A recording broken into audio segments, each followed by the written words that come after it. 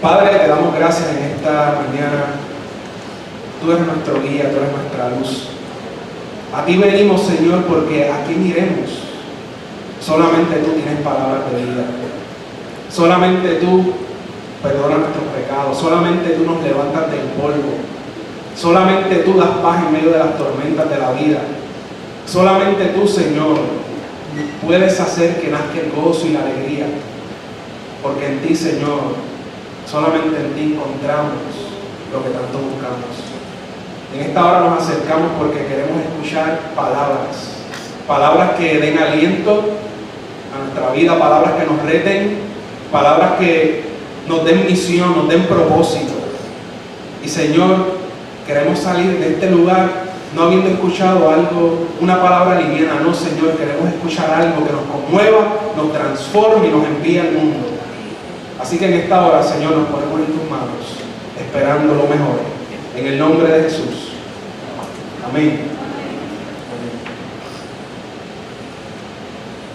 Como ustedes saben, la pasada semana celebramos el día de la Epifanía de nuestro Señor, o lo que también se denomina el Día de los Tres Reyes Magos, ¿cierto? Y la iglesia, como buena iglesia, se reunió. La iglesia tuvo culto. Porque como decía la pastora hace unas semanas, ¿de qué otra manera lo íbamos a celebrar? ¿Cómo es eso de que una actividad que se inspire en la fe, la cedamos a la sociedad, al mundo del consumo? Aquí estábamos la semana pasada celebrando el Día de los Reyes. Y aprovechando esa coyuntura de la Navidad, del Año Nuevo, creí conveniente continuar tratando un texto asociado a la vida temprana de Jesús, a la niñez de Jesús. Porque, yo no sé si usted se ha dado cuenta, pero ahora es que está haciendo más frío.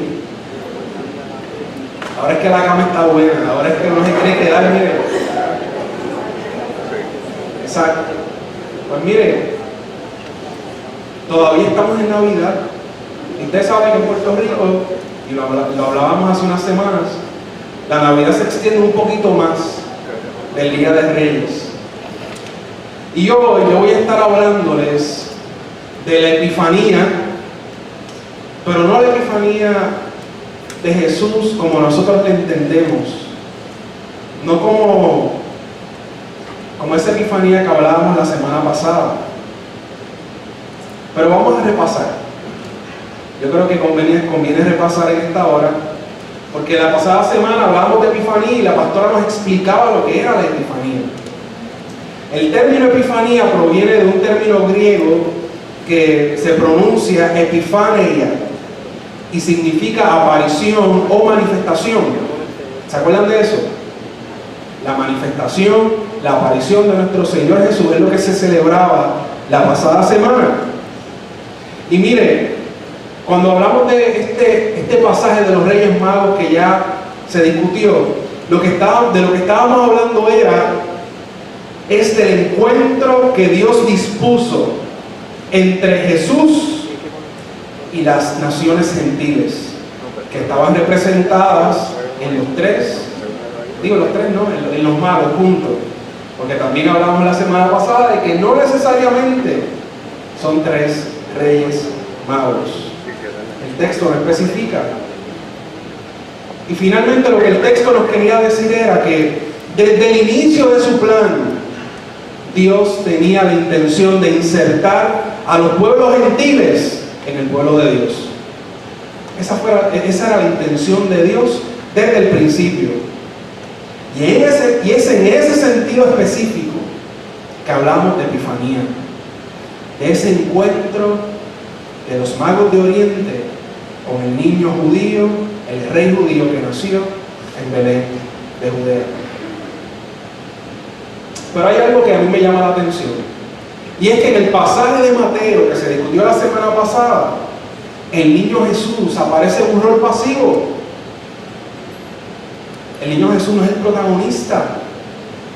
Los que se mueven, los que preguntan, los que adoran, los que sueñan, los que regresan a su patria, son los magos. El niño está en un rol pasivo. Y son los magos los que van a verlo y se encuentran con él.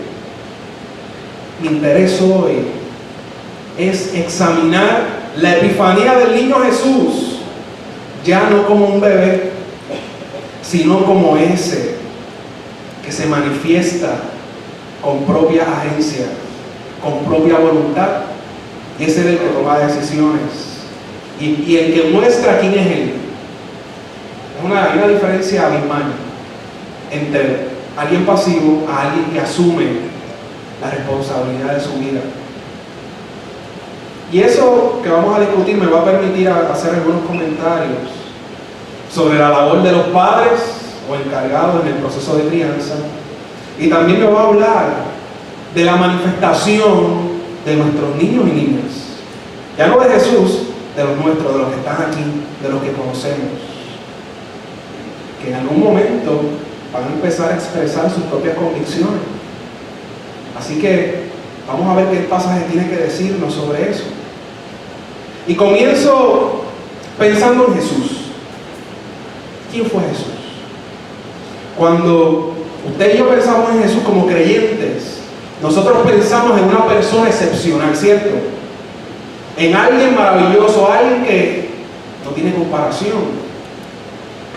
Pero esto no lo decimos como lo decimos de otras personas, porque usted conoce personas que usted dice: esta persona es excepcional, esta persona es maravillosa. Cuando los creyentes hablamos de Jesús, lo ponemos en otra categoría, en otro nivel. Jesús de Nazaret fue y es una persona excepcional, porque los cristianos decimos que Él es el Logos, Él es el Verbo de Dios encarnado, aquel que desde antes de la fundación del mundo estaba junto al Padre, y por medio de Él fueron creadas todas las cosas. Eso los cristianos lo decimos acerca de Jesús. Por eso los cristianos no hablamos de Jesús como una persona común y corriente. Su identidad profunda es una identidad divina, una identidad inigualable, única. Y bueno, eso es hablando de su identidad como hijo de Dios. Pero cuando vamos a su vida terrenal, Jesús no se queda atrás, ¿cierto? Nos damos cuenta de que el carácter ético moral de Jesús era uno también inigualable. Esa preocupación por los pecadores, por los desvalidos, por los enfermos, por los que estaban atados, eso no es normal, es algo excepcional. Y nosotros todo el tiempo estamos tratando de perseguir eso, pero vemos que el nivel de Jesús es muy alto. Y a quien hemos conocido que haya tenido una vida sin pecado. Eso la Biblia lo dice acerca de Jesús. Cuando vemos la vida de Jesús y los milagros que hizo, solamente podemos concluir que se trató de un ser humano excepcional, un ser humano inigualable. Y bueno, podemos seguir hablando acerca de Jesús, porque los cristianos decimos que resucitó, que fue aquel que venció la muerte más horrenda que el imperio romano podía infligir en una persona. Y ante la resurrección del Hijo de Dios, solo podemos decir como aquel soldado que estaba al pie de la cruz en el Evangelio de Marcos, que dijo: verdaderamente, este es el Hijo de Dios. En ese sentido, recuerdo una canción de Jesús Adrián Romero, en la que se repite en varias ocasiones: no es como yo. Jesús no es como yo. Ahora bien, estableciendo las distancias ontológicas que nos separan de Jesús, a modo de paradoja, la Biblia es insistente que Jesús tuvo una vida humana común. A pesar de todas las cosas que yo he dicho, la Biblia insiste una y otra vez que Jesús fue un ser humano como tú y como yo. Jesús nació. ¿Usted nació? Yo creo que sí. Jesús nació, Jesús fue vulnerable. Jesús trabajó. ¿Qué usted cree que Él estuvo haciendo esos 30 años antes de su ministerio? No fue vagueando, ¿no? Él estuvo trabajando como lo haríamos nosotros. Jesús oró como usted y yo oramos. Jesús fue tentado. La Biblia dice que fue tentado en todo. Jesús lloró, ¿verdad? Como se conoce mucho, el versículo más corto del Nuevo Testamento, Jesús lloró. Muy bien. Jesús fue al templo, como nosotros venimos al templo. Jesús tuvo hambre. Jesús hizo amigos. Jesús hizo enemigos. Y Jesús murió. Eso es muy humano, ¿cierto? Jesús vivió todo lo que una vida humana es. Y el misterio de la encarnación nos plantea que Jesús sí fue como nosotros. Su identidad profunda no es la nuestra, pero Él vive una vida humana como la tuya y como la mía.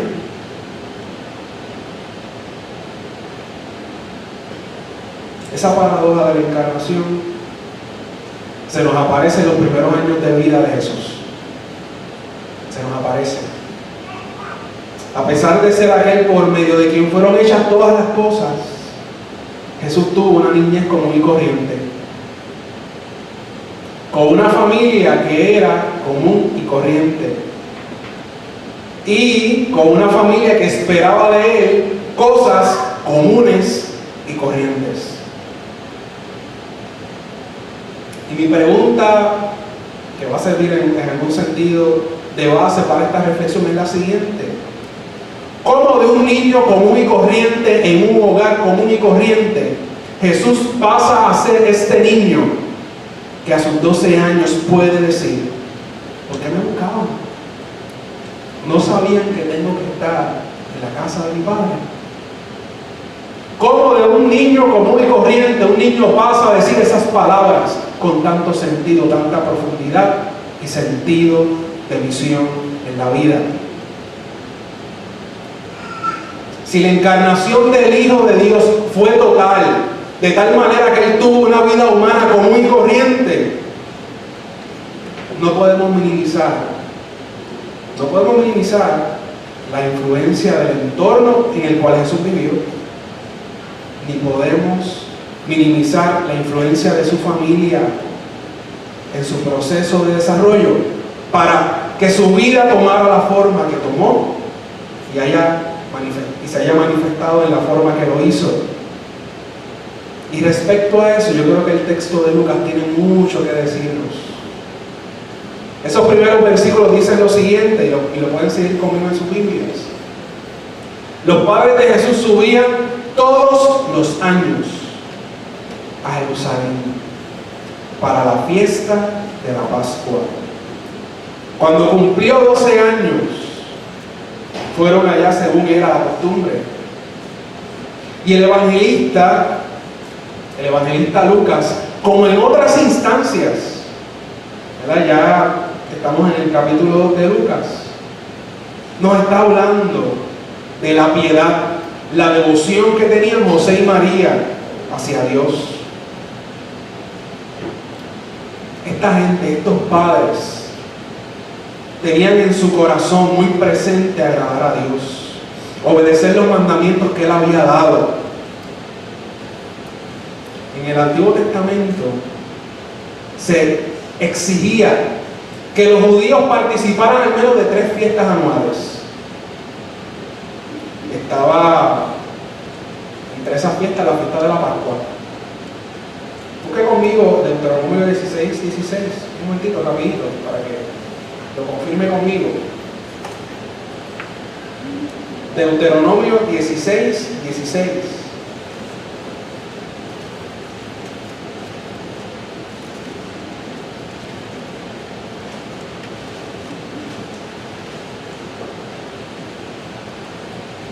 José y María querían cumplir la ley, y la ley estipulaba que los varones judíos subiesen 3 veces al año a celebrar fiesta. Mire lo que dice Deuteronomio 16. 3 veces al año todos tus varones se presentarán ante el Señor tu Dios en el lugar que Él elija para celebrar las fiestas de los panes sin levadura, de las semanas y de las enramadas. Nadie se presentará al Señor ante el Señor con las manos vacías. Muy bien. Así que todo varón judío piadoso tenía la responsabilidad ante la ley de subir varias veces al año a celebrar fiesta. Pero usted sabe que esos tiempos no eran como los nuestros hoy. Si usted vivía lejos, usted vivía lejos. De hecho, había muchos judíos que vivían fuera de Palestina. Así que subir 3 veces al año a una fiesta, a 3 fiestas, no era práctico. Tomaban demasiado tiempo, no era real. Así que, a modo de consenso, la mayoría de los judíos subían a la fiesta que consideraban más importante, que era la fiesta de la Pascua. Así que el texto de Lucas nos dice que a esa fiesta, José, María y Jesús subían todos los años. Todos los años, para cumplir con su deber religioso.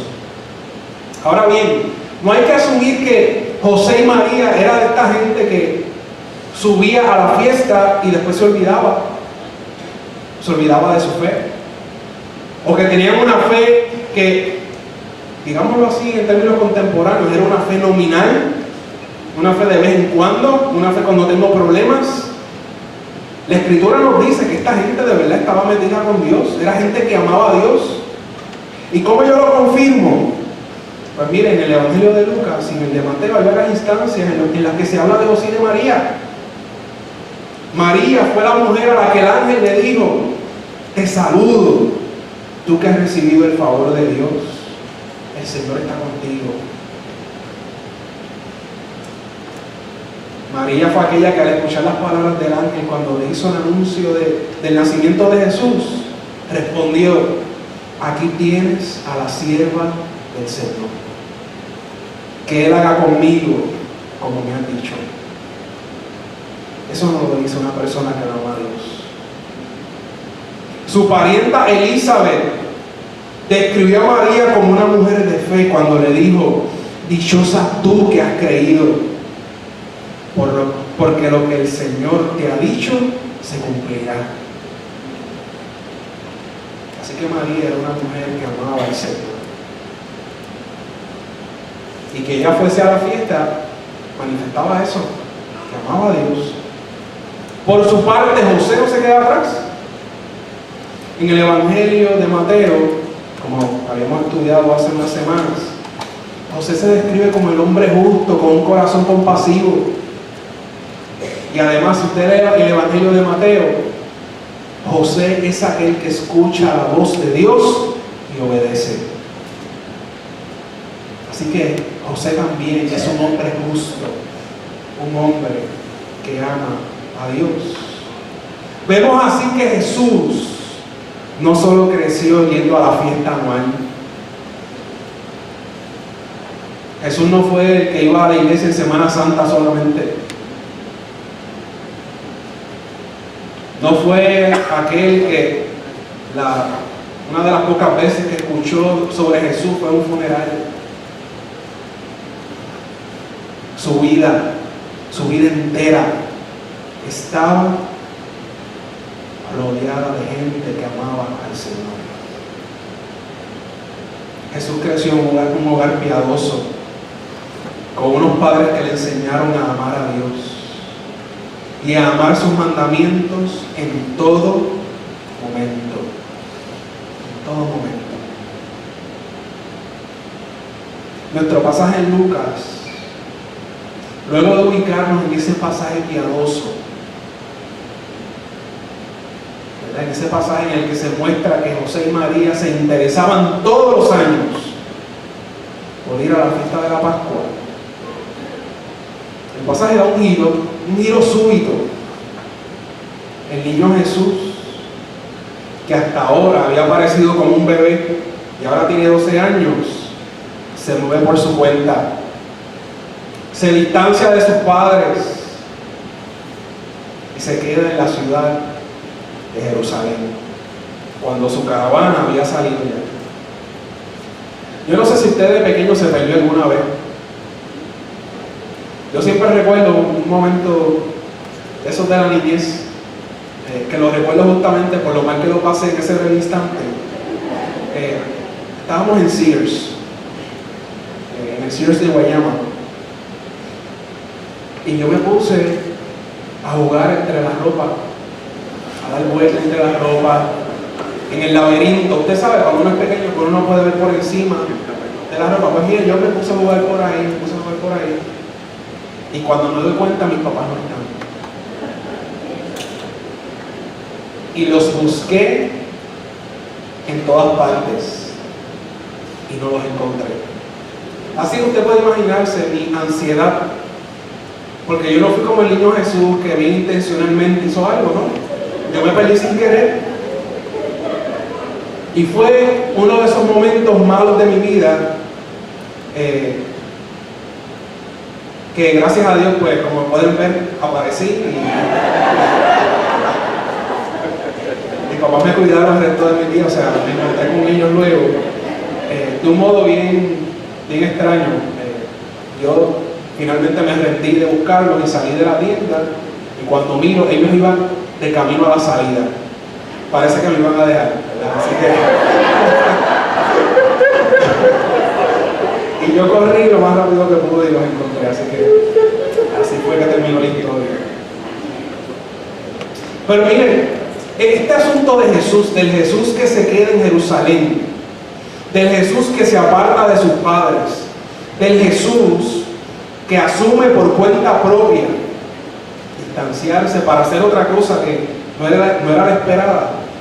Eso me lleva a preguntarme varias preguntas que creo que son importantes, especialmente para los padres encargados de niños y niñas, o padres de jóvenes, de adolescentes. Y escuchen bien, ¿a qué lugar van nuestros niños y jóvenes cuando no los vemos? ¿Dónde ellos se meten cuando no los vemos? ¿Qué manifiestan ellos? ¿Qué manifiestan ellas cuando están fuera del alcance de nuestra supervisión? ¿Qué es lo que hay en sus corazones? ¿Qué valores exteriorizan con sus palabras y conducta? O también puedo hacer la pregunta en modo futuro: ¿qué manifestarán al mundo cuando tengan agencia propia? Por haber leído o escuchado el pasaje de Lucas que estamos discutiendo, ya nosotros sabemos qué fue lo que pasó con Jesús. Luego de 3 días, sus padres lo encontraron metido en el templo de Jerusalén, hablando, preguntando a los maestros de la ley que allí enseñaban.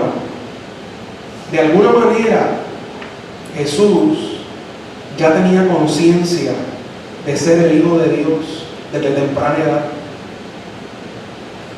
Pero, escucha esto, pero sabemos que en su hogar Él recibió una formación coherente con las intenciones de Dios. Eso lo sabemos. ¿Por qué otra razón José y María lo llevaron a la fiesta? ¿Cuál era la razón? Si no era que Él asumiera los valores que Dios proponía para la vida. Así que la pregunta de hoy no es sobre María, sobre José, es sobre Jesús. Es sobre nosotros. Estamos asumiendo nuestra responsabilidad en formar y dirigir hacia el buen camino a las generaciones que van creciendo. Estamos asumiendo nosotros la responsabilidad. Y 2 cosas a mí me llevaron a esta preocupación, porque es una preocupación que está en mi corazón desde hace un tiempo. La primera de ellas fue el viaje que hice a Europa hace unos meses. Como ustedes saben, todo aquel que ha leído un poquito de historia de la iglesia conoce que el grueso de la historia del cristianismo se gesta en Europa. Allí lo que usted menciona del cristianismo seguramente tuvo su origen allí. La Reforma Protestante, por decir algo, en Alemania. Sin embargo, hoy Europa está en una época post-cristiana. Post-cristiana, pero de que ya el cristianismo pasó. Y solamente un mínimo de la población, un mínimo muy pequeño de la población es cristiana. Y usted ve esos templos maravillosos que se construyeron, templos de siglos. Y mire, templos maravillosos, unas construcciones espectaculares. Pero esos templos nadie los visita. Están allí. O usted ve las famosas obras de arte que se crearon, inspiradas en la fe, que son obras de arte. Cosas que hay que preservarlas por su valor. Son un patrimonio de la humanidad. Pero obras que atestiguan de una gloria que ya pasó, de un tiempo que ya no es. Estar allá hizo que sobre mí cayera ese peso amargo de que es posible de que las iglesias mueran. Es posible. Es posible que algo que nosotros vemos como inherente a nuestra vida, como algo evidente, algo irrefutable, como lo es la fe, que es posible que eso no se pase a la próxima generación. Es posible que haya una sociedad, un mundo sin Dios. Muy posible. Porque hay gente que lo está viviendo. Y eso fue lo primero que me llevó a esa incomodidad. Además de eso, yo estuve estudiando a un sociólogo que se llama Steve Bruce. Y él es un proponente de lo que se llama el paradigma de la secularización.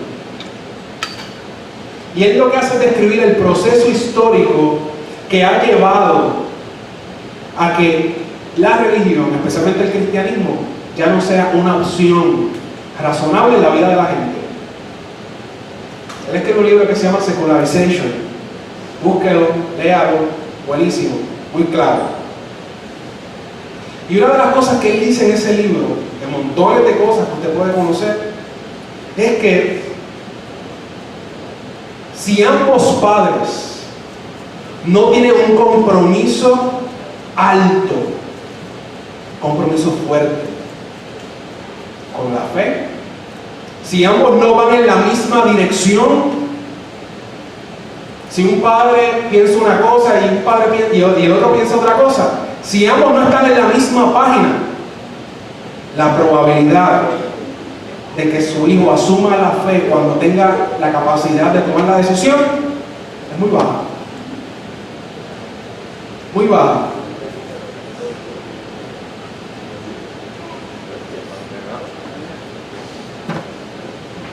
Y ya de por sí, con que ambos padres tengan la misma fe, tengan un alto compromiso, no es garantía.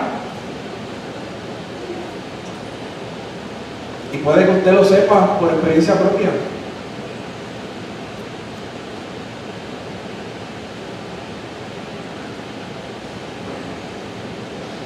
Pero eso me lleva a una pregunta que la pastora hizo la pasada semana. Y que yo creo que es la misma pregunta que finalmente usted se tiene que llevar hoy, pensando en las próximas generaciones. Y es, ¿qué es lo más importante para ti? ¿Se acuerda de esa pregunta la pasada semana? Así fue que la pastora cerró su sermón. ¿Qué es lo más importante para ti? Si a ti te importa, es más probable que a tus hijos, a tus nietos, sobrinos les importe. Si queremos que nuestros hijos, nietos, sobrinos, bisnietos y todos aquellos niños y niñas que nos encontramos en la vida conozcan a Jesús, primero tenemos que amar a Jesús. Si queremos que las próximas generaciones amen la iglesia, ¿sabe qué? Usted tiene que amar la iglesia. Si queremos que esos niños y niñas que tanto amamos tengan pares que se formen junto a ellos en la fe, que traerlos a la iglesia para que los conozcan. Al final de todo esto, tenemos que ser la viva imagen de lo que queremos ver. Y a modo negativo digo lo siguiente: si tu trabajo es lo más importante, los niños y niñas van a aprender que lo más importante en el mundo es tener una buena profesión. Eso es lo que van a aprender de ti. Si tener cosas es lo más importante, ellos van a aprender que su valía depende de lo que posean. Y esto que puede apoyar a algunos, no lo tomen a mano, no es a propósito, no es personal. Pero mire, si algunas actividades triviales de forma consistente se convierten en lo más importante, de modo que usted deja actividades de la iglesia, pues nuestros niños y niñas van a aprender que ir a la iglesia es opcional, porque siempre va a haber algo más importante. Y yo quiero que usted se fije que el texto de Lucas habla de lo que es costumbre. Era una costumbre que todos los años, en ciertas fechas, se fuese a Jerusalén. Y nuestra iglesia tiene sus costumbres. Y es importante que usted las conozca. Que si usted ama la iglesia, usted las respalde esas costumbres. Y que usted viva inmerso en la vida de la iglesia y apoye su programa. Las próximas generaciones deben conocer y comenzar a actuar las costumbres que definen la fe y que se cristalizan en la vida de la iglesia. Y deben además ver que esas figuras que están con ellos todo el tiempo, que los aman, que los apapachan, deben ver en nosotros los patrones y los hábitos que definen una fe en Cristo apasionada y entregada. Lo tienen que ver en nosotros. Que nosotros colaboremos en ese proceso que los estudiosos lo llaman el proceso de socialización.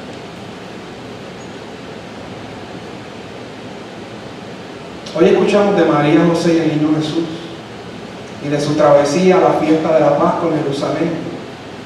Y hermanos y hermanas, necesitamos a nuevas Marías, necesitamos a nuevos Josés que enseñen con sus vidas,